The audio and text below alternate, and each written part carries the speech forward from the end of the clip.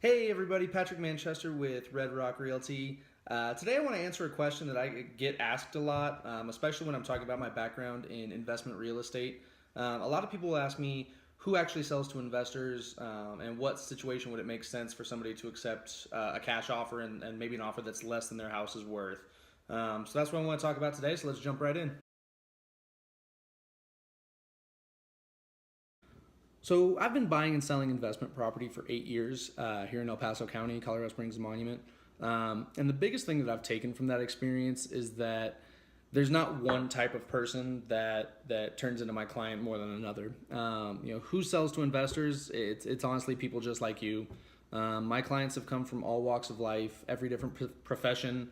And I think there's this stigma that only financially illiterate people sell to investors, and that's not the case. I've purchased homes from accountants and CPAs, doctors, lawyers, and a lot of my clients have had real estate experience. People that used to be realtors and that know how to sell houses for retail value. So what I've learned is that it's mostly situational. People get put in situations where selling the house quickly and as is becomes more important than holding out for the highest offer. What are some of the circumstances that would put someone in a position to want to sell quickly and as is rather than for top dollar? There really are infinitely many scenarios where that makes sense. One of the more common ones that I've come across is a lot of my clients are aging and getting older, and they've gotten to the point where they can no longer keep up with the maintenance on the house, let alone do any kind of upgrades or repairs. So a lot of my clients are, like I said, getting older, and they're looking to move into the next chapter of their lives, whether that be assisted living or moving in with a child. But in that situation, a lot of times it becomes a whole lot easier for them to sell to me and let me essentially buy the burden of selling the house. Other situations are a death in the family. I've dealt with a lot of kids whose parents have passed and left them the house. Sometimes these kids are out of state.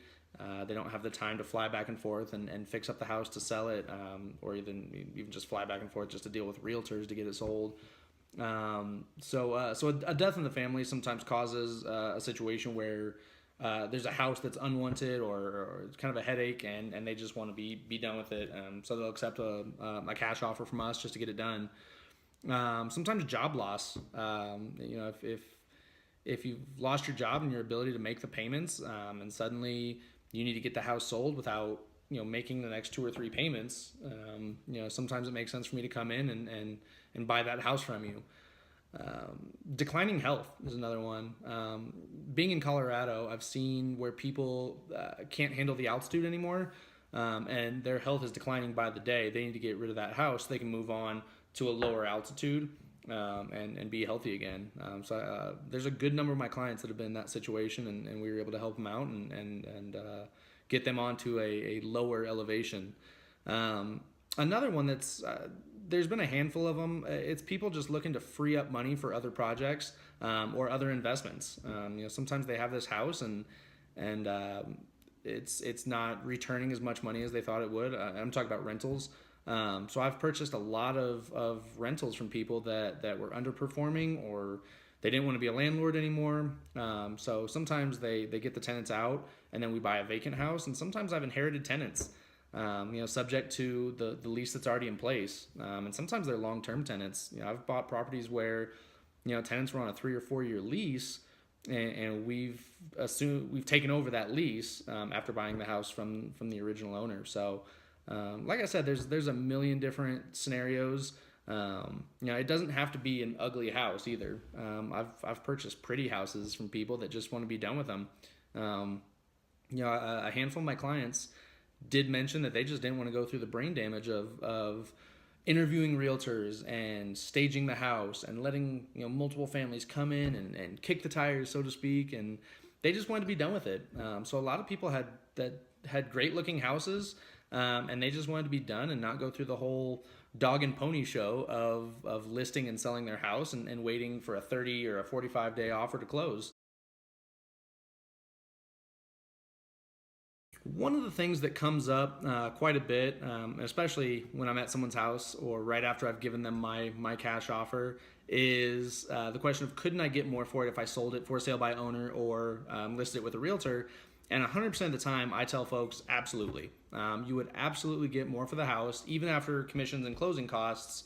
You'll walk away with more than you would with my offer. But I liken it to trading in a car at a dealership when you're shopping for a new car.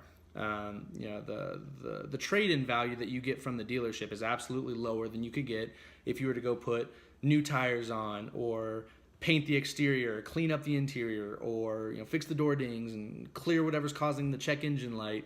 If you went and did all those things and then sold it private party, you would absolutely get more for that car. And it's the same with a house. The big difference is sometimes dealing with contractors on houses is a pain in the butt. If you need to do carpet, paint, kitchens, bathrooms, maybe you need a roof, maybe you need to do some structural repairs. Sometimes dealing with those contractors isn't fun, and rarely do they come in on budget and ahead of schedule. So if you are going to fix up your house, if you've got the time and the resources to do that, I always tell folks to do it. You'll absolutely get more for the house. If that's the case, you might be 2 or 3 or 4 months out before you can put it on the market and start fielding offers.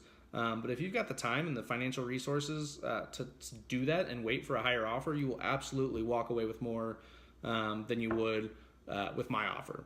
The people that turn into my clients, for them, the convenience of just being done with the house and selling it as is sometimes outweighs the benefit of getting a couple extra bucks when they go to sell it. So that's kind of the trade-off there. But I always tell my folks, you will absolutely get more for the house if you sell it for sale by owner or with a realtor. You'll get more for it if you sell it to someone that's going to live in the house and love the house. The other thing I hear a lot is the phrase, I don't want to give the house away. And frankly, I don't want you to give the house away. When I make an offer, I always tell folks, for me, it's just numbers. I make an offer based on hopefully trying to make some money on it. For you, I know there's history there. There's emotions. There's a lot of sentimental value to the house, and I don't want you to feel like you're giving it away. I want to make deals where both of us are happy at closing. I want you to be happy that you found me, and I want you to be happy for the service that I'm providing, and I want to be happy that I'm helping you out and getting a great deal on a house as well. So I won't go to closing if you feel like you're giving the house away or if you feel like I'm taking advantage of you. Those aren't the deals that I'm looking to do. If my offer doesn't work, let's talk about other options. I am a licensed realtor as well, and I'm more than happy to list the house and try to get as much for it as we can. We can also do a combination of both. I'd be more than happy to list the house for a set number of days, and if for whatever reason we can't get what you're looking for there, then my offer is still good. I just want to do what's best for my clients. I like to operate my business with honesty and integrity and transparency. So if you feel like my offer is less than what you're looking for, by all means say no. There's no obligation with my offer. I'm totally free to come out to the house and evaluate the property and give you my thoughts on the house. And if what I'm offering doesn't work for you, let's look at other options and see what we can do. So I never want to get to closing. I never want to buy a house where the seller is unhappy with me. So I really do want to do. It's such a cliche, but I really want to do win-win deals where we both walk away feeling like we got exactly what we were looking for.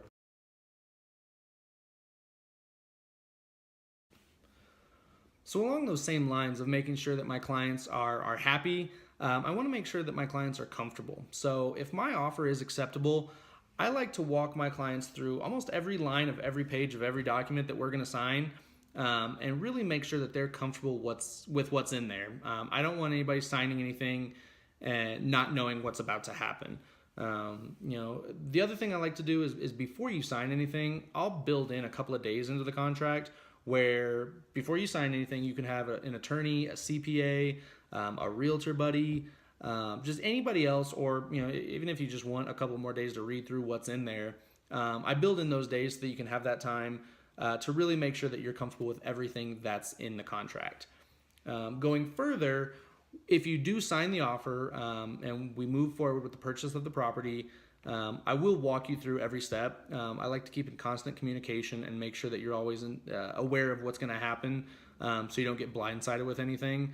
So those are a couple of things that I do for my clients to make sure that they're comfortable through every step of the process. So if you're unsure of whether or not you'd like to sell to an investor like myself, or whether you want to list the house, if you're kicking around ideas and you have a house that you want to sell or need to sell, give me a call. Fill out the form that's below this video, or give me a call. My number's all over this website, and just get as much information as you can. I always tell my folks too, get me out to the house, get other realtors, get other investors out to the house, and just gather as much information as you can before you make a decision. Especially with such a big asset like a house, you don't want to make a hasty decision. You don't want to just jump into something that you're going to regret later. So like I said, if you want me to come out to the house and let you know what I think, and make you an offer, or tell you what I think we could list the house for, fill out the form below. That'll come right to my email, and I try to respond within 24 hours, and we can set something up. There's no obligation. It doesn't cost anything. I'm always more than happy just to come out and give you information and help you make an informed decision. So thank you so much for watching the video. If there's something that I didn't cover, you're more than welcome to call or text me at the number that's all over this website. You're more than welcome to email. I always tell folks, just get as much information as you can, and I'm always more than happy to provide free information to help you make a decision. So thank you so much for watching the video, and hopefully I hear from you. Thank you.